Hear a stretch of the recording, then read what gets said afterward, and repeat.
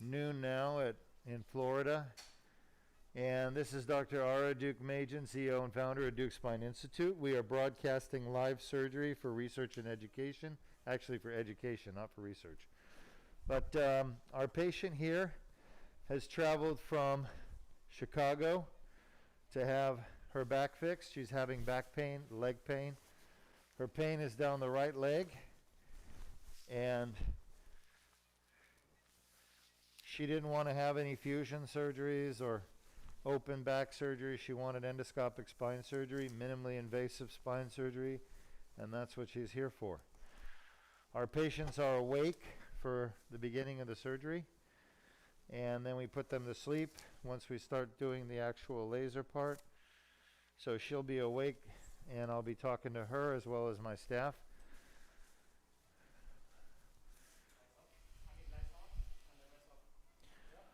Sean, you want to go over the MRI real quick?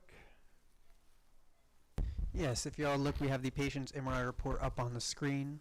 As you can see at the levels we're operating on, it has identified that they have a disc bulge, stenosis, and neuroforaminal stenosis, which means a narrowing of the neuroforamen. That's evidence of nerve root compression that would be causing their nerve symptoms. So we're operating today with the Deuk Laser Disc Repair endoscopic laser surgery to correct the herniations and get the compression off of the nerves. The other way. Yep. All right. So we're getting ready to get started here. I'm reviewing the MRI one last time in the operating room just to make sure we're doing the right thing. We're doing 3-4, 4-5, 5-1. Right approach. We're on the right side of the patient. Okay, ma'am, we're going to get started. It's Dr. Deuk here, okay? Are you comfortable? Yep. Our last patient we just finished, she's in the recovery room crying because she's so happy. Her leg pain is gone. Her back pain is gone. And she's just smitten with emotion. She's a little nauseated, but we'll watch her for a little longer and make sure she's not nauseated before she leaves. Okay, I'm going to get started. I'm going to give you a little bit of numbing medicine, okay? This is different than the neck because for the neck you were asleep from the beginning, but I'm going to put you to sleep, I promise. Dr. Santiago will put you to sleep, but before we do that, we need your help, okay? All right, we're going to get started. Let me know if you're having any pain or discomfort.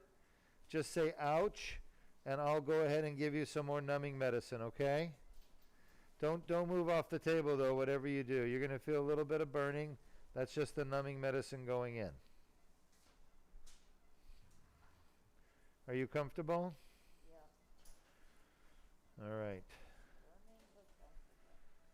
Now you promised me before that you were going to try to help me keep Dr. Santiago here.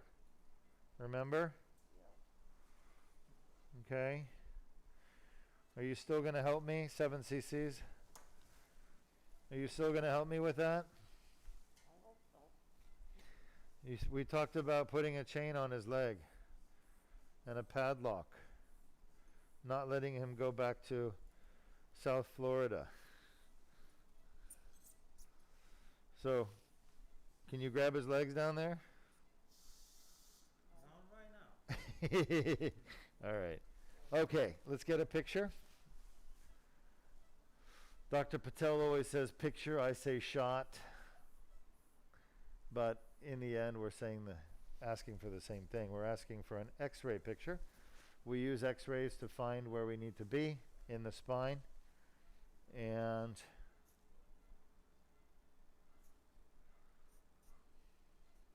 shot. Let's go lateral, please. Maybe a little bit too low. Yeah, probably a little bit too low. Let's see some numbing medicine again. Uh-huh.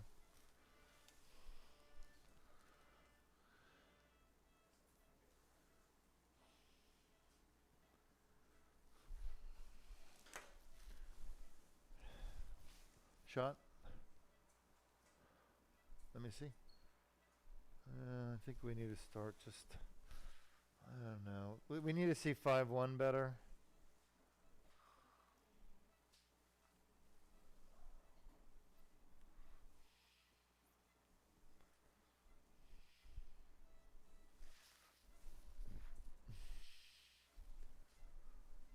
right. Let's see, what are you doing there? So we need a little of this, probably. Bring my side down. Did you do that? All right, and now we need a little bit of wag. I think we're too far south. We need to aim a little further north. Shot. I think that's better.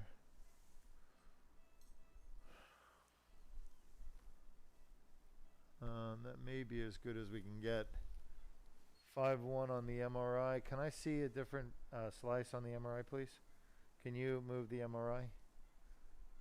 Go to the middle of the spine. Other way. Stop. All right, that's good. Just leave it there, please.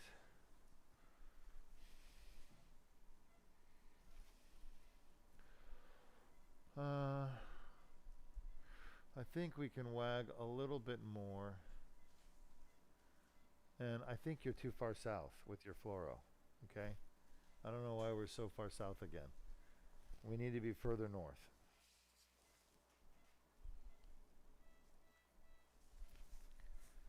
Shot. All right.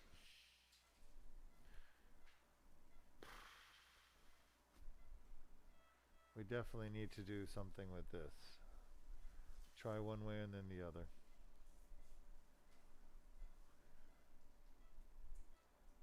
That may be, yeah, it could be the other way we need to do.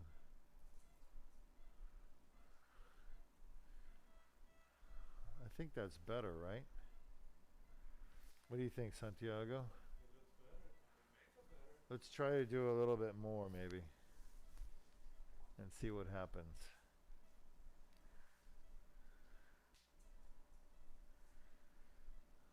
I don't know if that's better or not. Do more. It may be worse. Shot. I'm thinking worse. Let's go the other way.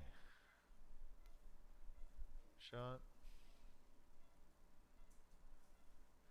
That's pretty good.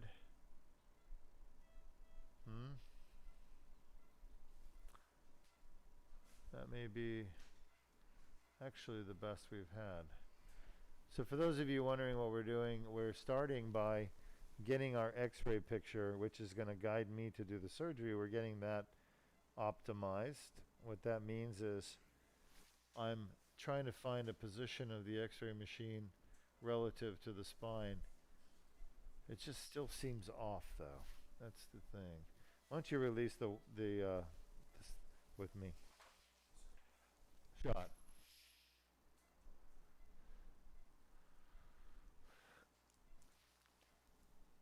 Shot.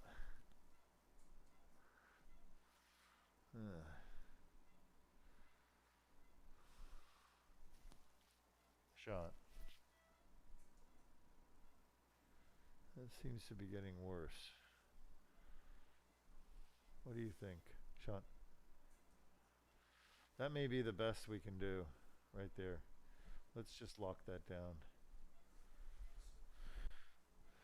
It's hard to see at 5-1 because there's a lot of soft tissue, but shot. That may be the best we can do. Are you comfortable? Shot. All right, let me know if you're uncomfortable, and I'll do what I can do to make it better. That's where we are right there.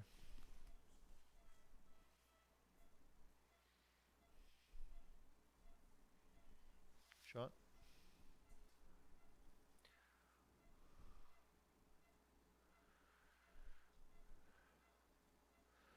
Let's go AP.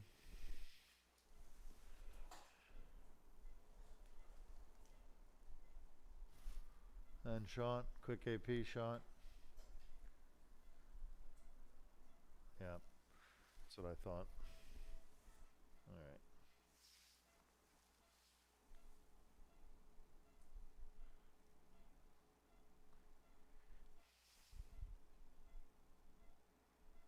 Shot. Go lateral. Huh? No, I think we're okay. Dr. Santiago has worked his magic again.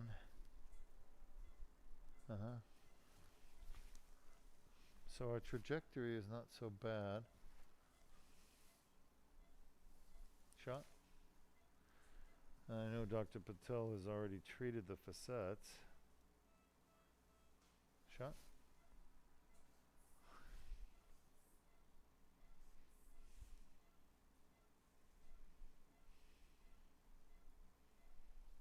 Shot.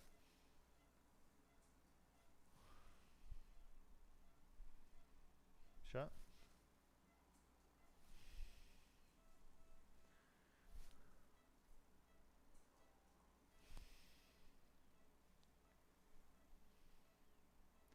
Shot.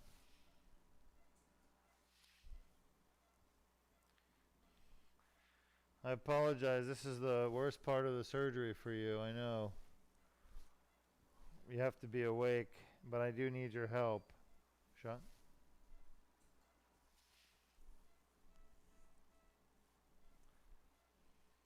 Shot. And L5-S1 is the hardest to achieve access to. Shot.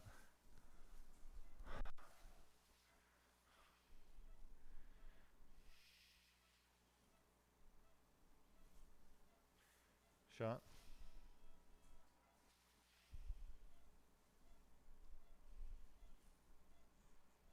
A lot of arthritis here. Shot.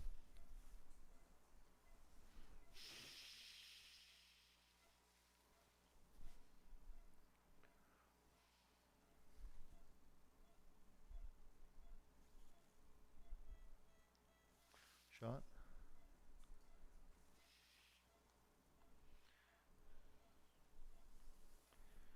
Shot. Are you awake? Yeah. Are you uncomfortable at all? Just tender and that. Anything going down the leg? No. Nothing. Just in the back, right?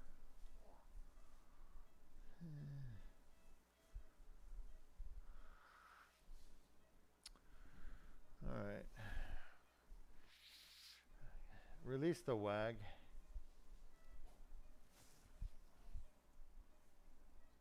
Shot. That's better. Lock it.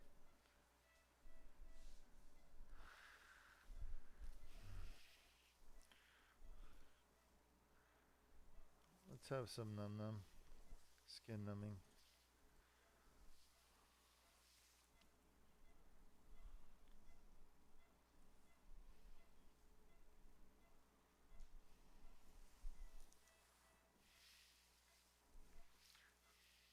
Feeling that, but it's okay.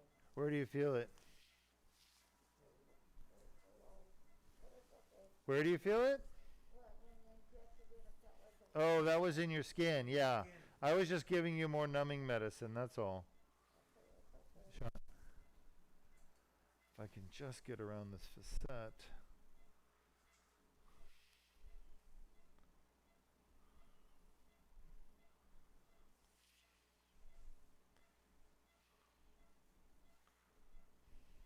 Shot.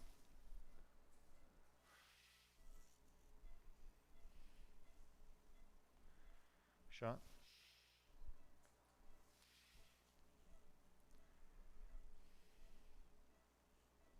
Shot.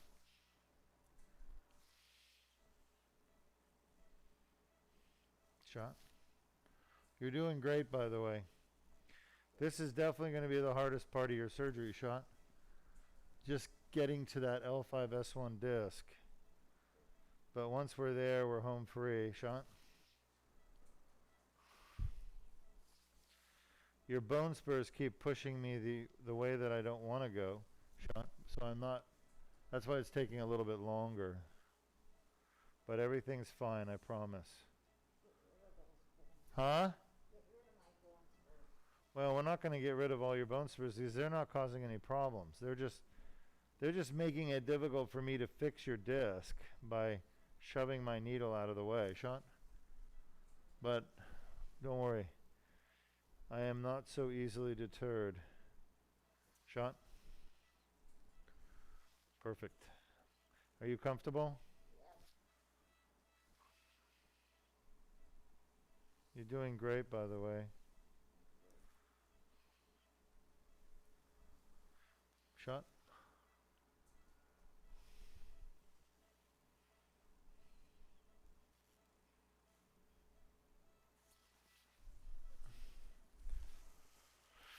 Okay. The hardest one down. Shot. That's good. Okay. Well, we got 1 out of 3 access to 1 out of 3 of your discs that we're fixing. So I know it sounds like we haven't done very much, but the one that we did do is the most difficult to gain access to. Raytech.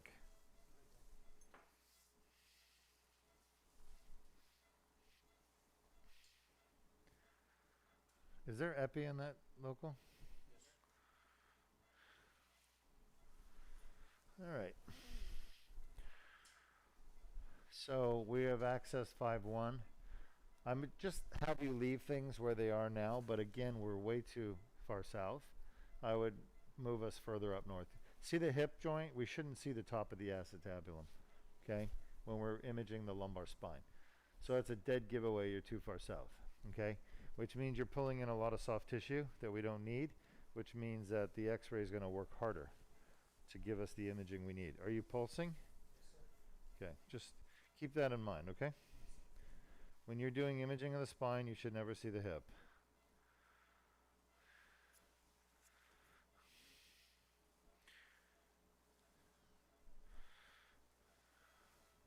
She stopped all of her anti-inflammatories, right?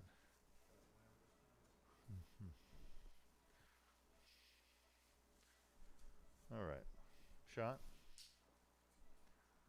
Okay, good. Shot.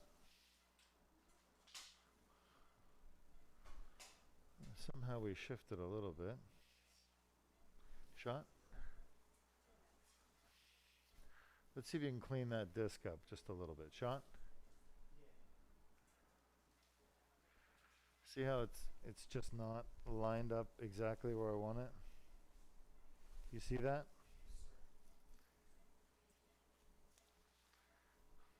Let me have another ray. Did you change? Yeah, that's better. Definitely better.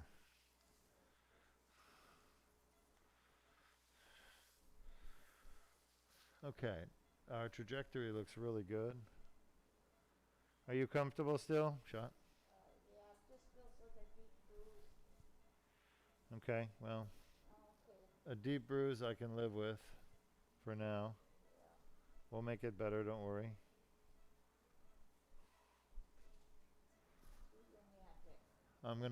We're gonna do our magic, and you're gonna be very happy when you're done. Get rid of the burning. Huh? Get rid of my burning bit. Shot.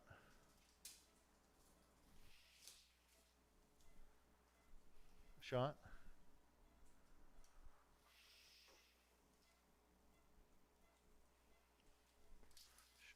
Shot. All right, let's go. We've got one more to go, and I think your alignment looks fine. We can access all 3 through 1 incision. Hi. So most of the time when we do these lumbar surgeries for back pain, we can get all the discs fixed with just one incision, one cut in the skin. And I think we're going to be able to do that for you as well, okay? So, shot. I've gained access to 2 out of the 3. We have 1 more to go. Shot.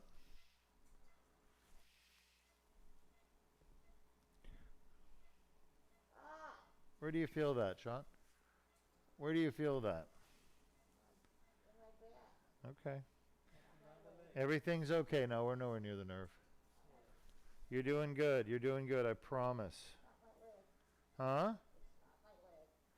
My back. Yeah, it's, yeah. Shot.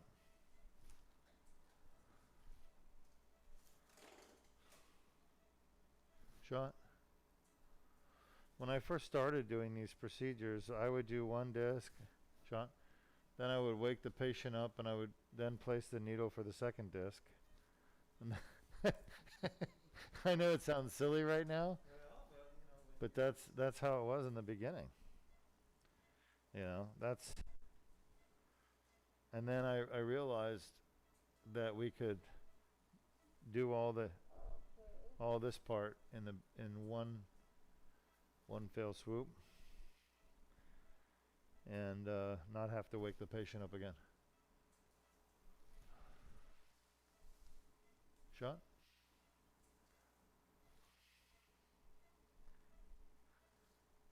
Shot. I feel the herniation right there. You see that? Shot.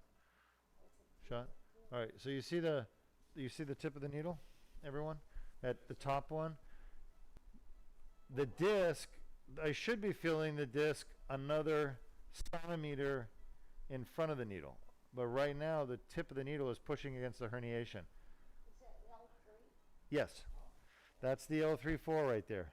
You feel that? Yeah. So I feel it's bulging out into your foramen right where your nerve is. Shot. So we're gonna go past it into your disc right now. Perfect. Yeah, that's one of your bad discs. I've got some good news and some bad news. The good news is that we've gotten all of our positioning needles in. The bad news is that this is right before you get to go to sleep, so I need your help ensuring that we're in the right place, which means that we're going to be testing these discs. Have you ever watched me test these on the internet? Do you know what happens next? What? Huh? Ooh, smart lady. How bad is that on a scale of 1 to 10? Oh, that's a 10. All right, is that where you get your typical pain? No, I go with my leg. All right, but you do get back pain too, right? I do all the time get back. Is that in the area that you get your typical back pain? Yes, it is. Of course it is. So you had a 10 out of 10 concordant at 5-1. That was L5-S1. So we just confirmed that the disc is causing her back pain. Now she also has scoliosis. She has listhesis, slippage of one bone on the other. But we didn't test any of those. We didn't trigger any of those. And what I'm getting at is those aren't causing her pain. It's the disc that's causing her pain. We only injected the disc. The only thing we would elicit or stimulate pain from was the disc, and it created her pain. Now, when you wake up, you'll forget that I had to do these tests on you, okay? How bad is that on a scale of 1 to 10? You warned me. That's a Huh? 10 too. That's a 10. I can't warn you, because then it wouldn't be, huh? That was a 20. A 20 out of 10. That was L4-5. That's the middle one, L4-5, was a 20 out of 10, okay? Oh, that was bad. I know. And but here's the good news. The reason you flew halfway across the United States was for me to fix the pain that you're having right now, and we're going to do that. When you wake up, your back pain will be gone forever. This pain you're having from your discs will be gone, unless you re-injure them, which you're not going to do, right?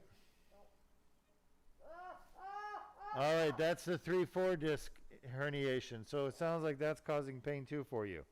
Yes? Yeah. How bad was that on a scale of 1 to 10? 1 too. That was a 10? Yeah. All right. So you got a 10, a 20, and a 10. Concordant. That was where you typically get pain? Yeah. All right. Now guess what? You get to go to sleep, and you're not... Well, Dr. Patel already fixed that. You're getting like the deluxe car wash here. You're getting the waxing, you're getting the wash, you're getting your rims, cleaned, right? The full detail. Did you check 5? Yeah, we checked L5-S1. You were 10 out of 10. Oh, yeah. The worst was the middle, L4-5, where you have the listhesis. Yep. All right, we can actually see your herniations. They're sticking out like, well, I won't say what they're sticking out like, but it creates an image. Yes, like 2 herniated. You can see the double shadow. 2 herniated discs at 3-4. All right. When you wake up, we'll be done, and your back pain will be gone. All right? All right, she's already asleep. Good. So, for those of you watching, I've gone in transforaminal with these needles. I've accessed her discs that we thought were causing her back pain based on her MRI and based on her physical exam. Remember, MRIs will never tell you where back pain comes from, ever. You have to do a physical exam. Without a physical exam, you will never find a patient's back pain source.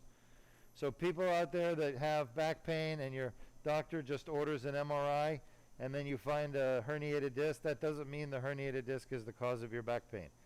Okay, I promise you. There's other causes that are even more common. Shot.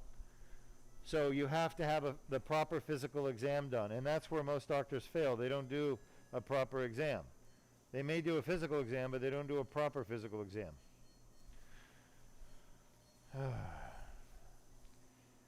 I'm going to have to reprogram Dr. Santiago's GPS so that he thinks he's in South Florida when he comes here. So then he'll just stay here.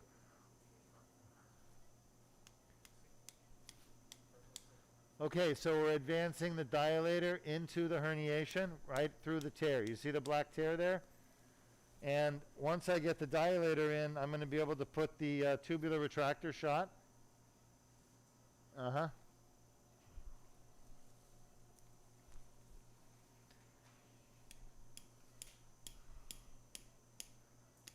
Shot.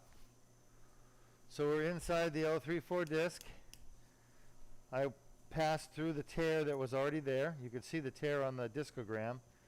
It leaked the dye out through the tear. So I injected the dye in the center of the disc and it leaked out through the tear. That just shows you how that there's a tear there and how big it is. But the dye I put in was not just to test the disc to see if it was painful. The dye that I put in was also had the purpose of staining the degenerated disc from the herniation blue. So it helps me find the tear and repair the tear. The reason I can find the tear with the blue dye is the blue dye stains and adheres to or bonds to the herniation, whereas the annular tear is white. So you'll see white with blue, a blue streak, and that's the tear, and that's the interposed herniated disc. All right. I'm giving all my secrets away today.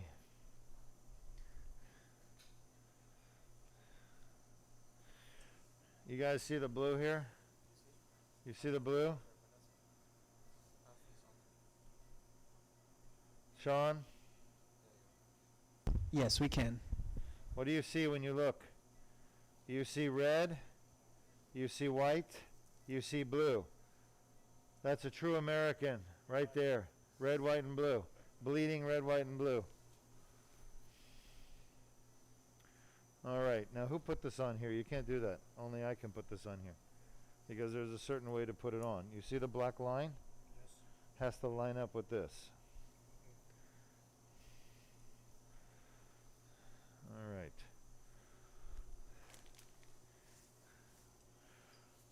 Any questions from our audience? None so far. Well, in we go down the rabbit hole.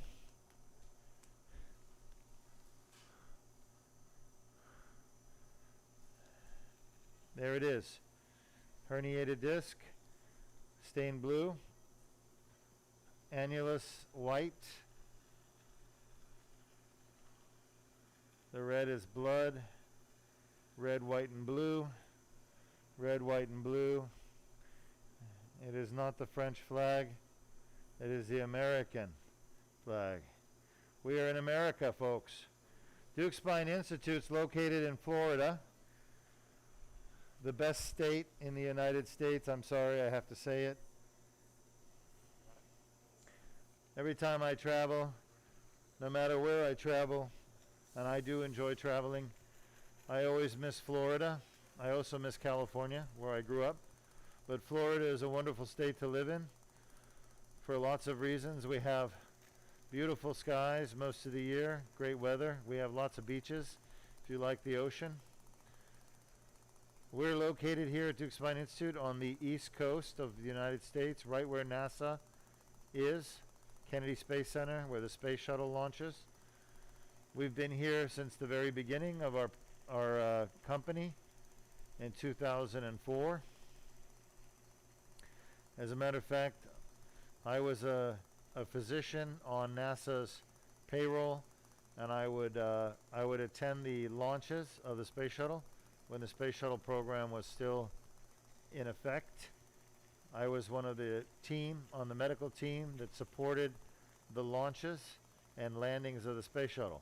There were 3 of us, and it was not always the same 3 doctors. They changed depending on people's availability, but I was on that medical team that support the space shuttle missions for several years. Here, take this. So I had the privilege of being very close to the launching pad. It's 2 miles away. And I was on the tarmac where the space shuttle would land. I was part of it's really a convoy of about 50 vehicles that would support the shuttle's landing. So once the shuttle landed on the giant landing strip here at Kennedy Space Center, the shuttle would land like a jumbo jet landing, and then right after it lands there would be a convoy of about 50 vehicles. And the medical team was in one of those vehicles. We were there for the astronauts to take care of them in case they were not well, and in case there was a problem like the shuttle crashed or something in the swamp. There was a recovery team with literally a swamp vehicle that could go anywhere in the swamp and extract the astronauts. There was one vehicle in particular that I still get a chuckle out of. It had a giant fan built on the top of it, and literally like just a giant fan. You'd think you were looking at one of those really old fans in your living room from like the 1930s, and it was on top of this vehicle that would drive the fan around. And obviously the reason for the fan was that the shuttle itself has propellants and chemicals used in its cooling system that are highly toxic to humans. And so if there's a leak from landing, if any of those cooling systems are compromised, these really toxic chemicals would be leaking out around the shuttle, so the fan was there to blow them away, to blow them directionally away from the astronauts or the people trying to help. So I never saw the fan in use, but I did see it in action driving around with the rest of the convoy. There was also a giant RV for the astronauts to get into after they got out of the shuttle, and to relax, air conditioned. I'm sure it had all the amenities, but it was quite an experience. I took my camera along with me, and I got some good photographs. It's impressive to see the space shuttle with its landing gear out, sitting on the tarmac. Everyone sees it on the launching pad, attached to the solid rocket boosters and the liquid booster, the main booster. But nobody ever sees it on the tarmac, you know. The media likes to get pictures of the launch, but they don't really get much pictures of the landing.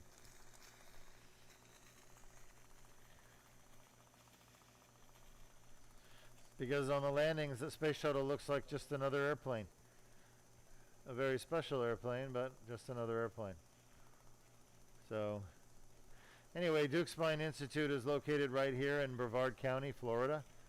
This is the Space Coast of the United States. This is where currently SpaceX launches their rockets, and obviously the United States space shuttle program has now been privatized, and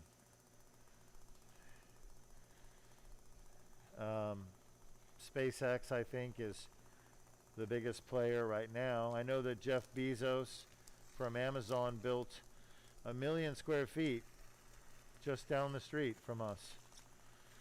A building with 1 million square feet, 2 buildings with 1 million square feet. And those buildings are part of his company called Blue Origin. And they're supposed to be building rocket engines. All right, now take a look. You're watching space age spine surgery. You won't find this surgery anywhere else. It's here in the Space Coast. It's the most advanced spine surgery in the world. This is the annular tear. I'm touching it with a laser. I haven't zapped it yet because I want to show you. It's a little bit overexposed with the light, but we're fine. If you want to turn it down 1 notch, you may be able to see the blue a little better. But there's blue in there, and what that blue is staining is the herniation, and that's stuck inside the white fibers of the annular tear. And that's what this patient's body has been trying to get rid of, is that blue stuff in there. It's been fighting it like a battle that just never ends, you know? And the battle just goes on and on for years, and it creates tremendous pain in the patient's back or neck if it's a herniation in the neck. And the body is trying to heal this tear, but it can't because there's too much of the blue stuff in there. So I'm coming in with a laser and I'm helping her body heal her tear.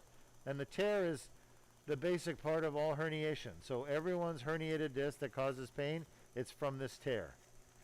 And that's what this surgery fixes. The Deuk Laser Disc Repair is the only surgery in the world that repairs the tear. Now, of course, there are going to be people who do what I do in the future. They're going to try to follow what I do. I'm having trouble getting the fiber to 12 o'clock.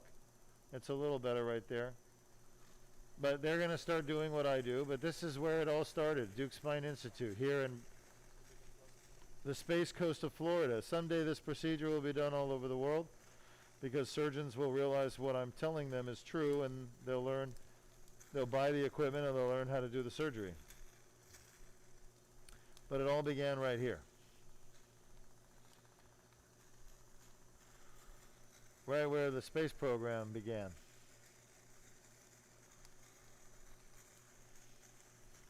Any questions, Sean? None at this time. Now, I think I told you all our patient here today that I'm operating on right now is a nurse. She's a nurse in Chicago, Illinois. She's been a nurse for many years. She's a very experienced nurse at the hospital. She was in Chicago and she had problems with her neck. She had some herniated discs in her neck. They were causing neck pain, arm symptoms of pain, weakness. She saw some neurosurgeons at the hospital. They told her she needed to have a fusion. She didn't want to have a fusion, so she started to look around for alternatives to fusion. Of course, they didn't have any alternatives. All they know how to do is fusion.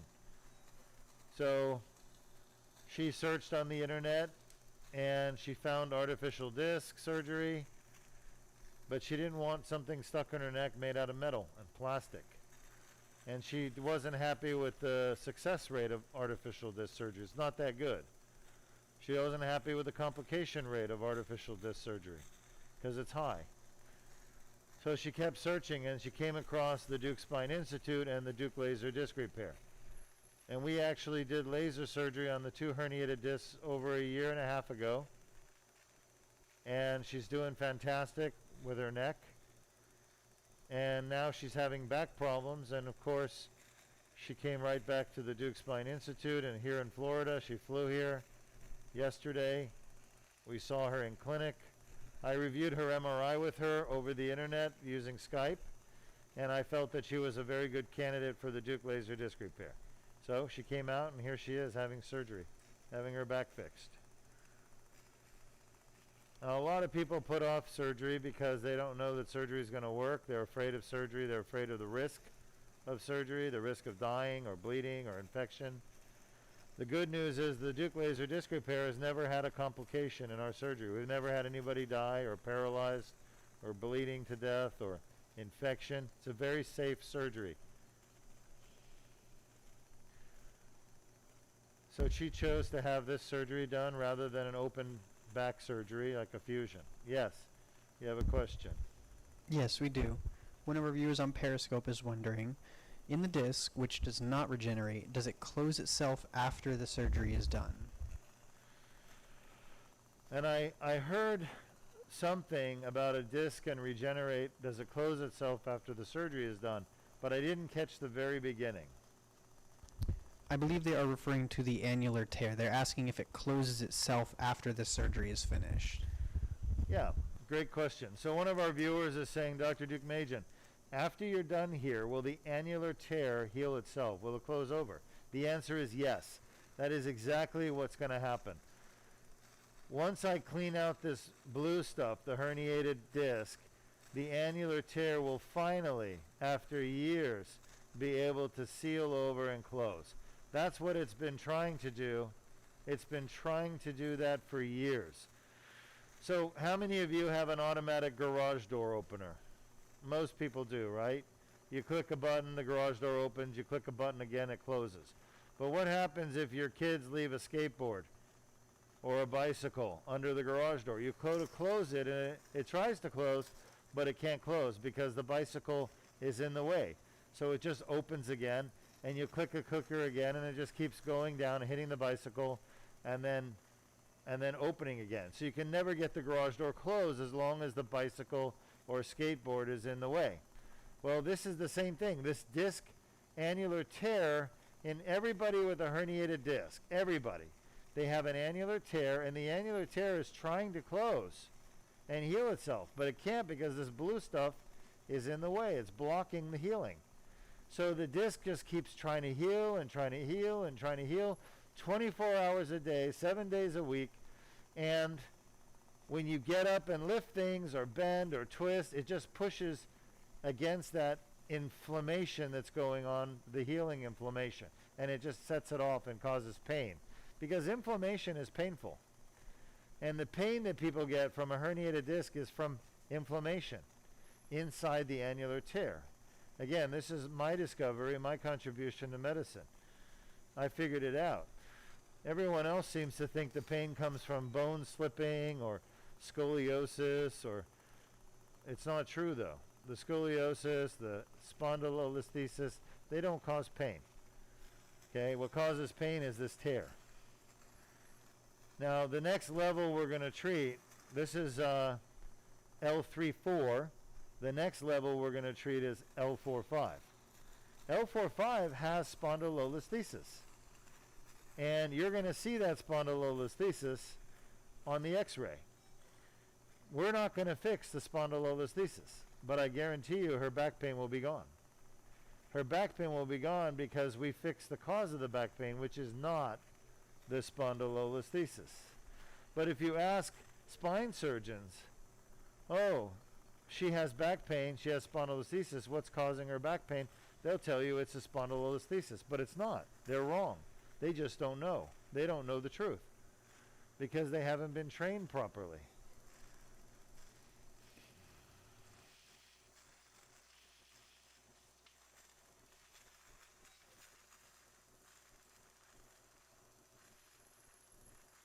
New discoveries are made in medicine every day around the world.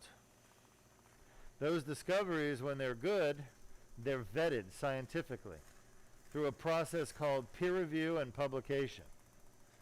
If you find something significant in medicine and healthcare as a new discovery, you're going to want to publish that discovery. And that's exactly what we did with the Deuk Laser Disc Repair and the annular tear. We published it. I published it in 2012 and 2013. A group of neurosurgeons reviewed my work, and it was approved after, of course, a lot of consternation because they'd never seen anything like this before. And many of them thought I was just nuts. And if I relied on their what would you call it, their approval to do what I do, we would never make any progress. Think about it. Discoveries are made usually by individuals or small groups of individuals, and those groups, the body of people that are involved. So there are 1 million doctors in the United States, but only one of them discovered, for example, arthroscopic surgery for the knee. One doctor was creative and figured it out, presented it to fix pain, but now we do stem cell therapy here at Deuk Spine Institute. We didn't create it, we didn't pioneer it, but we're what's called an early adapter or adopter. We adopted the technology early, and we've been providing it to our patients for years. Okay, so new discoveries eventually work their way out to the rest of the world. And what you're seeing here with this Deuk Laser Disc Repair is a new discovery that I discovered, and we're trying to get the word out to the rest of the world. This is a better way to fix back pain than fusion. All right, we're just about done with this disc. It will seal over as long as she doesn't re-injure it. It will heal itself in time. Let's see what we've got here. Yep, there's medial. There's the end plate. That stuff right there is just loose connective tissue. There's some fat up there, some veins. And then there's going to be, oh yeah, the nerve is on this side. So her nerve is buried in that fat right there, the yellow stuff. It's very common to have fat around your nerve. Laser off. It's very common. Everybody has fat around their nerve. We've talked about this before. Why would there be fat around the nerve? Energy. Fat is a storage form of energy. Fat is probably the most efficient storage form of energy in the human body or any animal body. Why? Because it doesn't need water. That's right. Dr. Santiago knows his physiology. Good. So you can pack energy densely into fat. Very dense. As a matter of fact, fat has the highest energy content per gram, much higher than carbohydrates or protein. So fat is the most concentrated form of energy in the mammalian body, and we have fat throughout our body. I'm going to need to stand here. Thanks. Including around your nerve roots, because the nervous system has, of all tissues in the human body, it's the most metabolically active tissue, meaning it requires the most amount of energy per gram of tissue. Now, some people who don't use their brains very much, they don't need a lot of energy, right? I hope everyone uses their brains. All right. So, does the brain use fat for energy? Does anybody know the answer to that? The answer is no. The brain does not use fat, ever.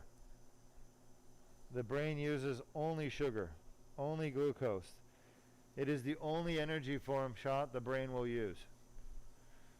So the fat that we store in our bodies can never be used by the brain.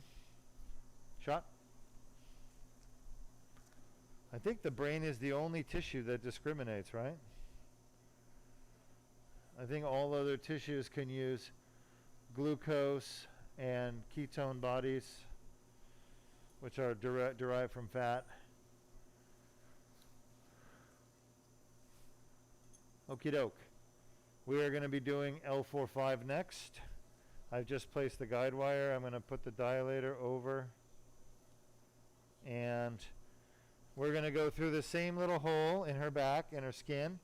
We have a tiny little cut, 7 millimeters, and we're going to just pass down this guide wire. Remember, the end of this metal thing, this dilator, is tapered, so it literally spreads apart tissue. Shot. And I can just push it down the guide wire because I already know the path is safe. So it looks a little scary, but It's kind of like using a paved road at night, you know? The road is safe. It's not going to drop you over a cliff. Now, sometimes you get little animals on the road, or somebody leaves a car parked on the road.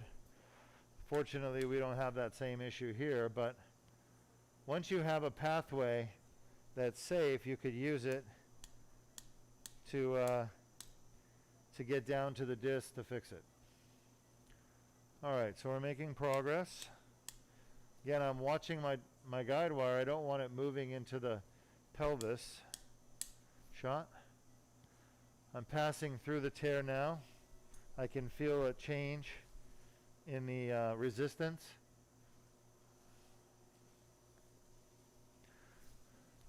I'm looking at my angle right here. I'm studying it and I'm happy with it. Shot. So I can feel it going through. I can feel this dilator tip going through the tear. And you can see on the x-ray it's perfect. Now I'm going to bring this tube down. Can you all see the tube? Maybe hard to see. Yes, we can. So I'm going to do her entire surgery through this tube. And let's say these are the 3 discs I'm operating on. Okay? 1, 2, 3. Just like that. I'm going to put this tube in, do the first disc, take the tube out, reposition, and go in through the same entry point but a different target, which is the second disc. Fix that one, come out, and then re-aim for the third one. So I use the same entry point in the skin, but I can hit 3 different targets. Okay, beautiful, huh? All through one tiny little incision. Who wouldn't want this surgery? Why would you ever want a more invasive, more destructive surgery on your spine? You shouldn't. Only misinformed people would want something like that.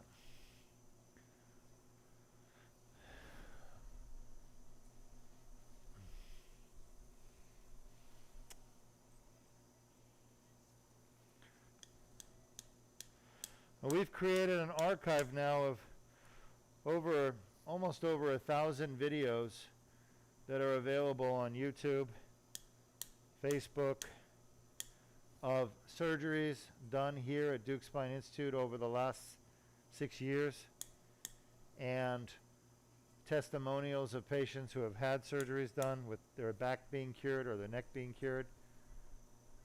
Maybe a little bit more. So there's a lot of video content out there available that you could learn from. We also have our Deuk Spine Institute app, which is free. You can download it on your computer or phone, and you can learn a lot about different back conditions. For those of you who've never been to Deuk Spine Institute, we actually use the app for all of our patients as they come into the clinic and they're seen and we make diagnosis. We actually put their diagnosis on the app. And that way when they leave, they can revisit at any time their diagnosis. And the treatment that we recommend is also on the app. So it's a very, it's a tool that we created at Deuk Spine Institute that is our brainchild, and it's available nowhere else in the world. The use of the app to put the patient's diagnosis and treatment plan both that they can refer to. Everything okay? Yeah, I just got the EKG, but I have got some signatures. Do I need to stop? No, you don't. All right, so we're fixing disc number 2. Anything up there? You need help? All right, let's get the laser in.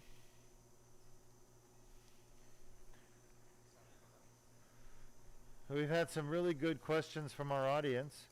If you're watching this surgery today on the 18th of June, 2020, you're most likely watching a live surgery. And the reason we stream live is several reasons. Number one, it gives me a chance to answer questions the audience may have in real time. So if you're watching this video and you're thinking, wow, what's that? Why are you doing that? Just ask the question. I'll answer it for you. Also, we want you to see what happens with these surgeries. There are very few surgeons in the world that will ever show you how they do their surgery. As a matter of fact, I don't know of too many that will show you their spine surgery, the whole spine surgery. They all want to show you little pieces. They edit it. Their surgeries are heavily edited because they're cutting out the parts they don't want you to see. But I'm a big believer in honesty and truthfulness and transparency. And I think that doctors have an obligation to be honest with their patients and to, to tell them all the potential risks, benefits that are potential, and to really show the patients as much as they can, educate the patient as much as they can about the facts, so patients can make an informed decision about their care. It's very important. I mean, sometimes we lose sight of the fact as doctors that it's not our body we're treating, it's someone else's. And, we get so ingrained in our head that there's a specific treatment that has to be done for a specific diagnosis. The reality is that there's usually more than one treatment that are available. And ultimately, it's the patient's choice as to what they want to do for their body. And what I found is that different people will choose different choices depending on, their understanding about the disease and the condition they have and the treatment available. Also, they may choose based on their finances, what money they have available to pay for what things. They may choose also based on the help they have available at home after the surgery. Do they have enough help to take care of them? How long will that help be available? So there are many factors that people take into consideration when choosing their treatment, but in my opinion, the choice should always be the patient's choice. As long as you present the patient with reasonable options for treatment, let the patient decide what they want done. So to that end, I believe in broadcasting live surgery and live treatment so people can see what they would be getting themselves into. Honestly, the other reason I broadcast these surgeries is because I know just how good they are compared to the alternatives. So I'm confident that anyone paying attention with half a brain will be able to see that this surgery is 1,000 times better than open back surgeries. Don't disappoint me now that I said that, okay?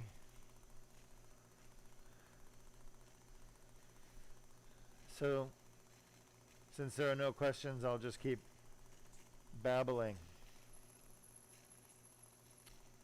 Sometimes people think, Dr. Deukmedjian, you do these surgeries because that's all you know how to do. No. In my career of 22 years of spine surgery, neurosurgery, I've done well over 1,000 spinal fusions in the back and over 1,000 spinal fusions in the front of the neck, ACDF, and over 500 posterior cervical in the back of the neck fusions with laminectomy. These are the big complex spine cases that, there's two types of spine surgery. There's simple types of spine surgery like microdiscectomy, laminectomy, and then some of these little inner body devices they put in, interspinous devices. These are simple surgeries, kyphoplasty, spinal cord stimulator, maybe a morphine pump. These are very simple surgeries. This is what the most spine surgeons know how to do. Then there's complex spine surgery, which is reconstruction, decompression, instrumentation, fusion, complex spine surgery. I've done the most complex of the complex spine surgeries. I've done hundreds and hundreds of cases. But why do I choose to do this simple endoscopic surgery? Because it's better for the patient, not better for me, better for the patient. It's a faster recovery, it's a safer surgery, and it works better than any kind of open surgery, whether it's a simple open surgery like a microdiscectomy, laminectomy, or a complex spine surgery. There's no better result than this surgery you're watching right now for fixing a herniated disc or spinal stenosis. None of the other surgeries in the world have a better result than this surgery you're watching right now. 95% relief on average of pain. There's no surgery in the world that gives you that for back pain or neck pain. Half of the patients get 100% relief. So when you ask me, or you wonder, Dr. Deuk, can you only do endoscopic surgery? Absolutely not. I can do all spine surgery, no matter what it is. And that's why I talked about my training last surgery, because, you know, not every spine surgeon can do all the spine surgery. Sorry. Let me just pull this back a little bit. Very few spine surgeons are capable of doing all spine surgery. Out of all the spine surgeons in the world, probably less than 5% can do all spine surgeries.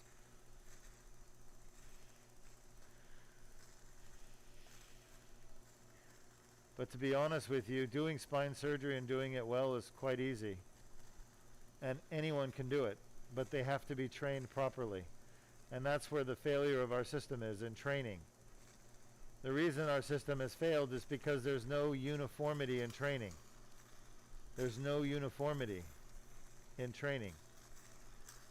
The reason there's no uniformity is because every training program has 3 or 4 or 5 faculty, and every one of them does the surgery differently. So if you look at the training programs in neurosurgery, there's 120 training programs. Each training program has an average of 5 faculty. What's 120 times 5? 600, right? There are 600 different ways of doing the same surgery right there, because each faculty member does the surgery different. I guarantee you. Even if it's brain surgery, it's done different. Doesn't just mean spine surgery is done different. I'll give you an example. When I was a resident, I was a senior level resident, and there was a 1 week in my residency as a senior where we had 3 patients come in with 3 different doctors, 3 different neurosurgeon faculty. Okay? They all had exactly the same diagnosis, exactly the same. It was a brain tumor, and the tumor was located just inside where the ear is. It's called an acoustic neuroma. It's a very complex tumor to remove. It's very difficult surgery. And the first doctor I did the surgery with, Dr. Roper, took 18 hours to take this 6 by 6 centimeter tumor out. 6 centimeter by 6 centimeter by 4 centimeter tumor. And of course he didn't get all of it out. He got 90% of it. But the piece that he left because he wanted to preserve some neurological function. But he left a little nubbin, and then we were going to radiate that later if it needed to be. The very next day I did exactly the same surgery, no different.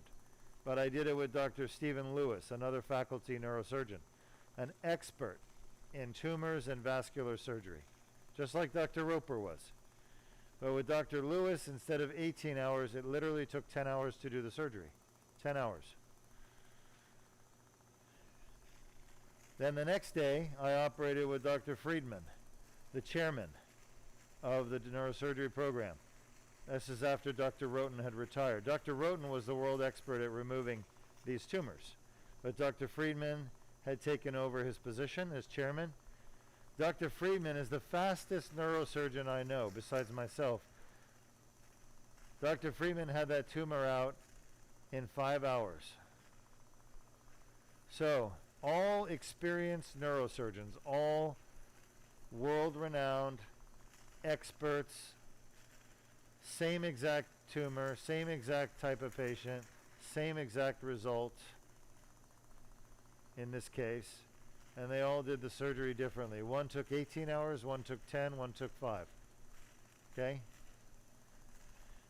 That just goes to show you there's no standardization. Now, as far as the steps that were taken, they were similar, but there were huge differences. And if you watch those 3 surgeries yourself, you would see that there were differences in the way they did the surgery. One would do things one way, the other would do things differently. And the end result would be different as well. How much temporal bone they took off, how much tumor they took off. We just lost our endoscopic feed. Yep, we kind of need to keep the plugs in the wall. Is that the best plug? Is that the best location? Pull the entire cable out. There you go. Be careful. Slowly. Did you guys lose your visual feed? Yes, we did. Yeah, we lost it too. We just accidentally unplugged the scope. So we're getting it back up and running. Standby mode, please. Jordan, Turn the light on, please. light on. Power. Power. Standby. That's good, Jordan. That's good. Okie dokie. Are you able to see now? Sorry about that. Yes, we can. I got worried for a second. I thought maybe we didn't pay our electric bill. Just kidding. So anyway, getting back to the topic at hand, I'm just telling everyone that if you think all surgeons are the same, all neurosurgeons are the same, all spine surgeons are the same, they're not. And I don't mean they're just different from a personality standpoint. I mean they're different from an operative standpoint, from a decision-making standpoint, from a diagnostic standpoint. Dramatic differences. You understand? And we see these differences every day. Whether you hire a lawyer to take your case, some lawyers are a lot better than others. Some of them just suck. Most of them suck. Whether you hire a termite person, whether you take your car in to get it repaired, you know, if you have a faulty engine, you take it to different places, you're going to get different service, different costs, different results. So really, when it comes to spine, where do you go to get the best? Well, I believe you go to Deuk Spine Institute. You're going to get the very best care, you're going to get the best results, and honestly, the least expensive. So the least cost, the fastest recovery, the most successful procedure. So, show me anyone else who's broadcasting their spine surgeries live. Yep. Yeah. She wants to go home. No, not yet. I'm not ready. No. So the first patient, before I came in here, if you watch the first laser surgery, she was crying when I saw her earlier. She was crying because her leg pain is gone that she had for years. She was crying because her back pain is gone. We cured it with the surgery. But she was a little bit nauseated. So we're keeping her just to make sure she's okay. All right, we're done with this disc. Maybe just a little bit lateral here.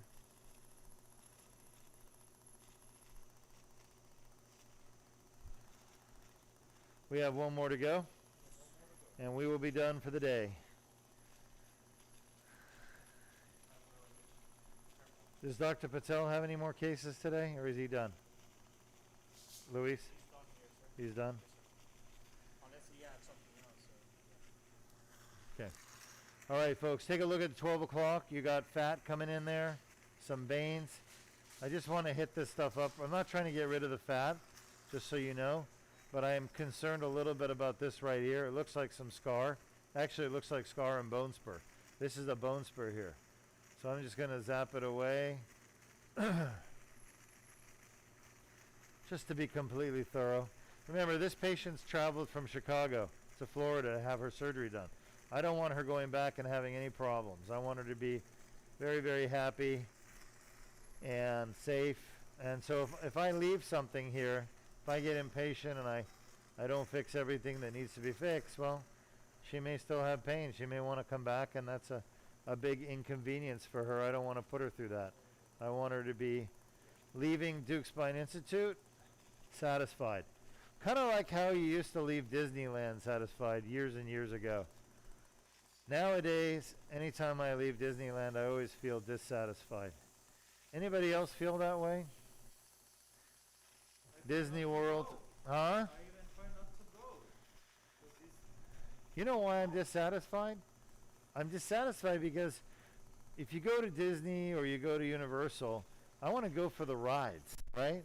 But nowadays I find myself going and just eating food because the lines are too long, you know? And so you go to an amusement park to go on the rides, but the lines are too long. So all you end up doing is eating their $20 burgers. And that's terrible. I could stay home and eat a hamburger for a lot less. All right, I need the grabber or the dilator, actually. I feel bad. Especially the young girl, I don't even take her there. You don't take your daughter there? Why not? Same reason? It's too frustrating. You can't get on the rides. Yeah, huge crowds. You can't get on the rides. It's very frustrating. I agree. You know, you can probably start it very nice, but then once it gets, mid-morning, Yeah. I like to be there like first one in line, early. So, Then by the mid-morning, it's all crowded. yeah. Same thing with the Kennedy Space Center, right? You may show up for a launch and then they scrub it because of the weather. And it's dissatisfying. So, we want to be the one business that people come to in the Space Coast that they leave satisfied. That's my goal. Kennedy Space Center may disappoint them. Universal Studios may disappoint them. Disney World may disappoint them. But Deuk Spine Institute won't disappoint. Right, Luis? I got to tell you, I got a great team here. Best nurses, best staff, best doctors. All right, last one. Let's get an x-ray and see what we got. Woo! It looks like Gumby. Anybody know who Gumby is? Anybody? Yeah, you don't know who Gumby is? Right, right. Oh no, Mr. Bill. Gumby and Pokey. Sad, really sad. Look it up when you get done. Just not on the clock. Just kidding. Right, these youngers, they don't know who Gumby is. Shot? When we were kids, the older ones of us growing up. Cam, do you know who Gumby is? Yeah. I used to have a Gumby when I was a kid. That was like my favorite toy. You can bend his arms and legs. People know what slinkies are because somebody reintroduced the slinkies. People know what Rubik's Cubes are because they reintroduced the Rubik's Cube. But nobody has reintroduced Gumby. Maybe I'll create a Deuk Spine Institute Gumby and hand it to our patients. I think they'd like that, huh? Yeah, it's gonna be blue.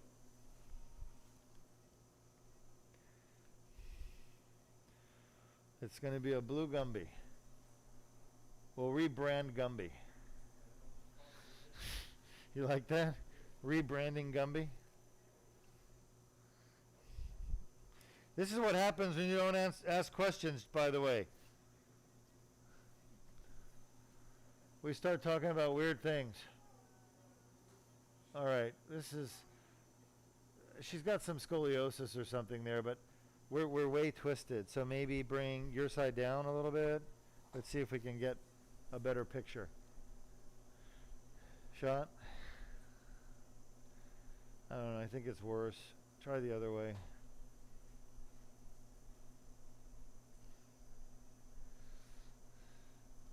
Yeah, that's probably the best we're going to get.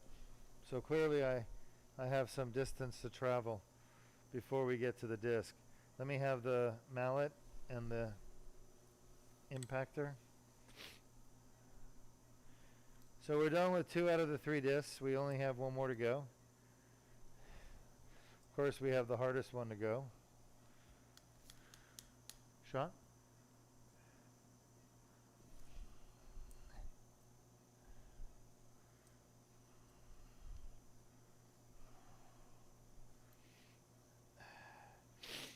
Shot. That looks pretty good.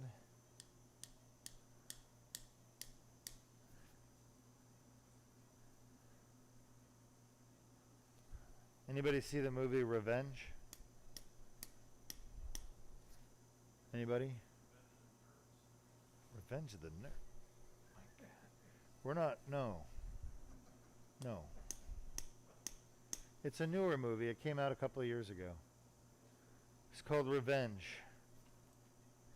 It's a good movie. Just thought I'd mention it. If you like drama. It's definitely not appropriate for kids.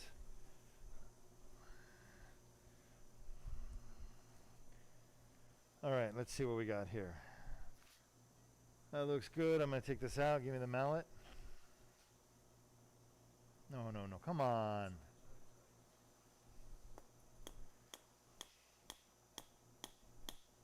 Shot. All right. Good. It went in nicely. She's clearly relaxed. Thank you. This is our last disc. We'll be done with this. And we'll be done with our surgery. And we'll get her to recovery. Hopefully Dr. Patel's procedures didn't cause too much discomfort for her. Right? But if she has any, it's definitely Dr. Patel's procedures.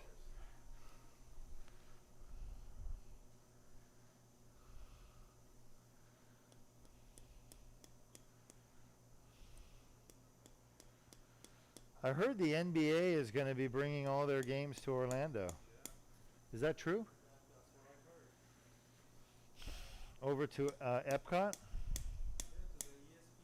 Yeah, the ESPN over there. My daughter did all of her dance performances there. All the national, international. It's an amazing facility. Have you seen it? Shot?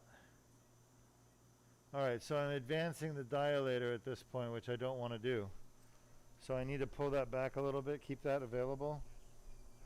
Mm-hmm.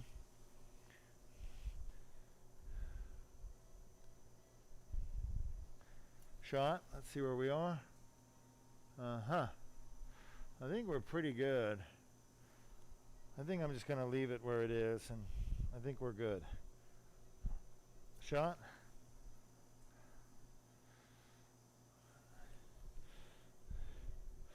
You know, there's really very few good movies out nowadays that I've had to start going back and watching the old ones.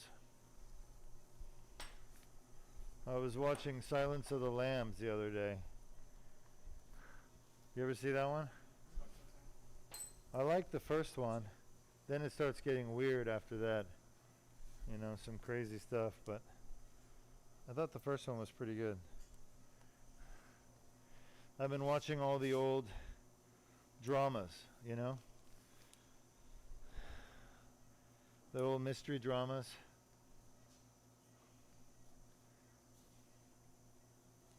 From like the early 2000s.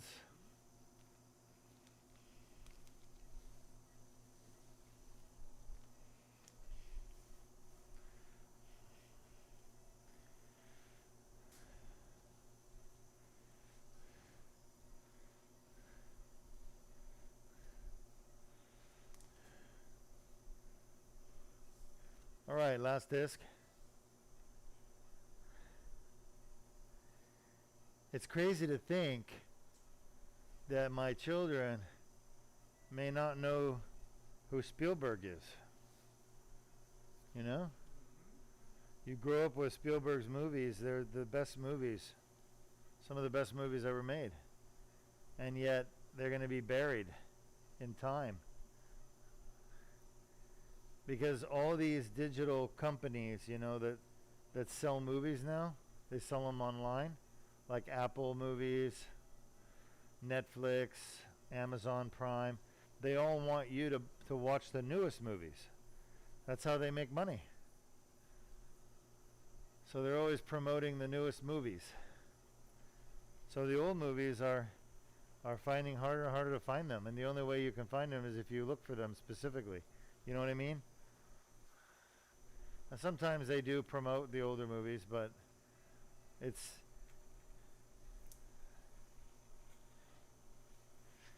getting harder and harder to find them.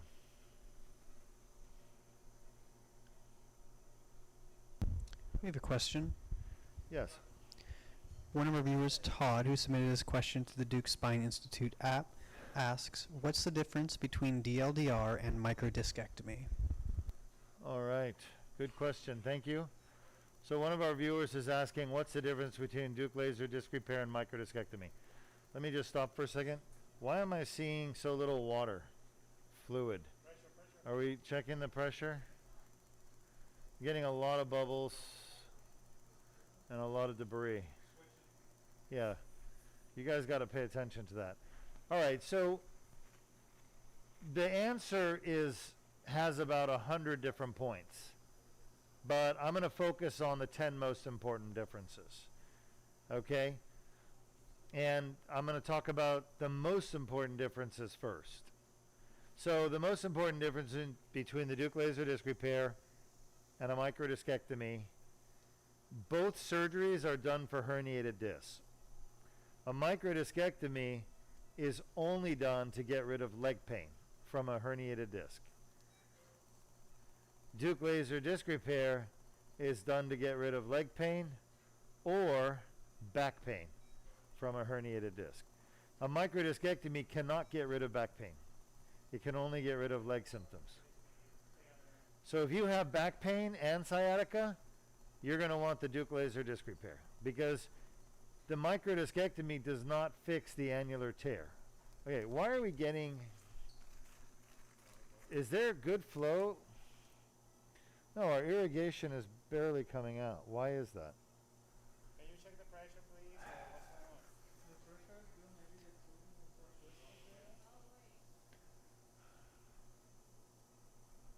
There's something. We're being... It's not pinch anywhere over there? Oh, it just got better. I don't know what happened. What'd you guys do? You pulled on it? All right. Well, whatever pulling you did, you made it better. Still a little bit hazy. Not sure why we're so hazy. All right, sorry about that. Getting back to the question. Microdiscectomy is a surgery only done to fix pain shooting down your leg, called sciatica. Deuk Laser Disc Repair fixes sciatica. Microdiscectomy does not cure back pain because it doesn't fix the annular tear that led to the herniation. Deuk Laser Disc Repair is the only surgery in the world that fixes the annular tear along with removing the herniation, so it fixes the back pain and the leg pain. If you go to a spine surgeon with a herniated disc and say, will your microdiscectomy take away my back pain? They will tell you no, because it doesn't. Now, if you want to get rid of back pain, you have to do a fusion. Aside from the Deuk Laser Disc Repair, a fusion. Artificial discs work too sometimes, but they don't work that well. So there's your biggest difference, getting rid of back pain. Microdiscectomy doesn't, Deuk Laser Disc Repair does. The next big difference is microdiscectomy is done with a cut in the middle of the back. And the surgeon goes down and then gets to this bone called the lamina and another bone called the facet. It's a facet joint. And the surgeon must go through that bone to get to the herniation in a microdiscectomy. So to go through the bone, they have to take it out. They're taking bone out of your spine to create a pathway to get down to the herniation and fix it. Removing the bone is completely unnecessary if you go through the natural hole that's already in the spine. And that's what we're doing. But you got to come from the side. You can't come from the straight back. So the technique I'm using with Deuk Laser Disc Repair goes through a natural hole that's already there. So we don't remove any bone from the spine at all. Whereas a microdiscectomy takes a hole in the lamina called a laminotomy, and then it takes bone out of the facet joint, F-A-C-E-T joint, and the facet joint's what holds your spine together. So by removing part of your facet joint, they're weakening your spine. Then your spine's going to start wobbling around, and you're going to get another herniation, and you're going to get more pain in your back, and you're going to need a fusion. So a microdiscectomy leads to the need for more surgery in the future. But a microdiscectomy is what every spine surgeon in the world is taught to do. So they all know how to do microdiscectomies in their training, but microdiscectomies are dangerous, unnecessary treatment. And the only reason those surgeons do it is because they don't know how to do the Deuk Laser Disc Repair. The Deuk Laser Disc Repair takes sophisticated training and equipment that they don't have access to yet. Someday they will. So microdiscectomy removes bone out of your spine. It destabilizes the spine and increases the likelihood of more surgery on your back at the same place. Whereas Deuk Laser Disc Repair goes through a natural hole that's already there. It doesn't remove any bone. The only thing that Deuk Laser Disc Repair does is make a cut in your skin. That's the only damage done from the Deuk Laser Disc Repair, is a cut in the skin. And that cut is 7 millimeters. 7 millimeters. A microdiscectomy is a 21 millimeter incision. 21. That's 3 times the length of the Deuk Laser Disc Repair scar in your skin. So microdiscectomy has a much bigger scar in the skin. It has bone removal, which weakens and destabilizes your spine, and you're going to need more surgery in the future because of that. And it doesn't treat back pain. Only treats leg pain. Microdiscectomy is a bloodier surgery. You're going to lose a lot more blood with a microdiscectomy because you're actually making a bigger incision and you're going through muscles to get there. You literally have to peel the muscles off the spine or cut the muscles out. So there's muscle damage with a microdiscectomy. There's no muscle damage with the Deuk Laser Disc Repair. We're not damaging the muscle at all. Microdiscectomy is a much more painful surgery to recover from for the patient. It's a much longer recovery. Deuk Laser Disc Repair is a 1-hour recovery. Microdiscectomy, you're going to be recovering for weeks and months. Microdiscectomy requires the use of narcotic painkillers, opioids, after surgery. Deuk Laser Disc Repair does not. You use basically an anti-inflammatory or Tylenol for pain. So microdiscectomies require powerful, dangerous painkillers called opioids, whereas Deuk Laser Disc Repair does not.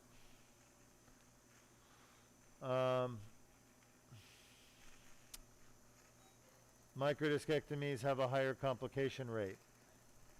The complications that happen with microdiscectomies include nerve damage, spinal fluid leaks, infections, and injury to blood vessels. Deuk Laser Disc Repair, we have none of those complications, 0. So your complication rate is much less, 0 with Deuk Laser Disc Repair if it's done right. Now that's if I do it. You know, if somebody else out there tries to do my Deuk Laser Disc Repair on a patient, unless they're trained properly, they're going to end up having complications. And that's not my fault, or it's not the procedure's fault, because some surgeon is doing things they shouldn't be doing. I think that's a pretty good list of differences between microdiscectomy, and worldwide there's probably 500,000 to 1 million microdiscectomies done around the world every year. Say 1 million. Every single one of those microdiscectomies could be not done, and in place of them the Deuk Laser Disc Repair. And the patients would be happier, the results would be better, and the cost is going to be about the same. You know? The cost for the surgery is about the same. The cost of complications is much higher for microdiscectomy because Deuk Laser Disc Repair doesn't have complications. So complications cost money. If you have to be readmitted to the hospital after your surgery, after your microdiscectomy because you have an infection, you're going to have antibiotics. You're going to have to stay out of work for 6 weeks probably. You're going to have to be, you know, getting treated with additional treatment that costs money and time and suffering. So there is absolutely no circumstance in the world, in my opinion, where microdiscectomy is better than Deuk Laser Disc Repair. None. All right, we're just about done. I need 5 minutes or less. I'm at the back of the disc right here. I got a little bit of epidural vein bleeding. Patient is responding because she's basically coming out of anesthesia. You're doing fine. Everything's okay. Just lay still. But this is going to be a painful area of the disc.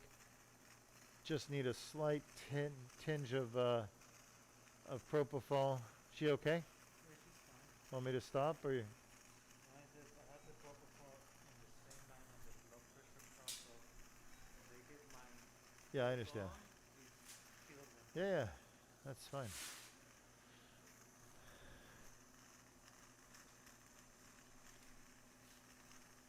Yeah, I just happen to be at the outside of the disc where the most nerve fibers are, where the greatest amount of nerve fibers. All right, are we ready, folks, to finish this case up? Everybody ready? Will you, Sean, will you do me a favor and let's do a quick video of our patient being discharged if she's willing to. Will you, let's go ahead and take any other questions people have on this case right now, and then I'll wrap this up. We'll stop the stream and we'll go ahead and do a video of our first patient as she's leaving our facility. We'll do a quick testimonial. Any questions from There our are none audience? currently. I'm sorry? There are none currently. All right, so why don't we, folks, we're pretty much done here. I'm going to have Sean stop the live stream and go and we'll set up for doing a video on the patient who already had surgery, and we'll get that posted. I am just about done. You want to show the incision first, Sean? Sure, that'll be fine. All right, laser off. We're done, folks. We've done everything we can to repair the tear, remove the herniation. I think our patient will do great. Scope off. I'll show you the incision.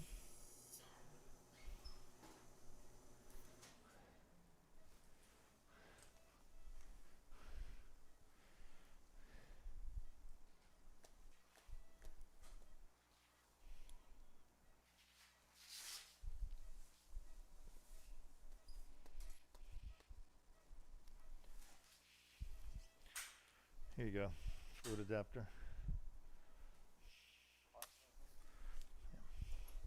All right, are you ready, Sean?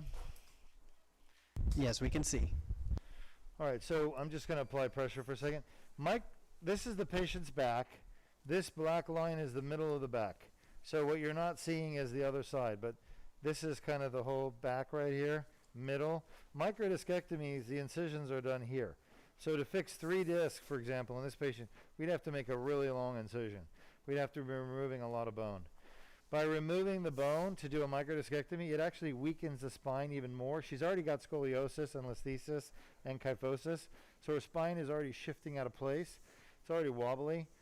So by removing the bone, it's going to make it even worse. She's definitely going to need a fusion. So there's no microdiscectomy option for this patient. All right, there's the incision. Look at that, folks. The entire surgery, 3 discs, curing back pain, curing leg pain, all done with a 7mm incision for 3 discs. There's no other surgery in the world that good.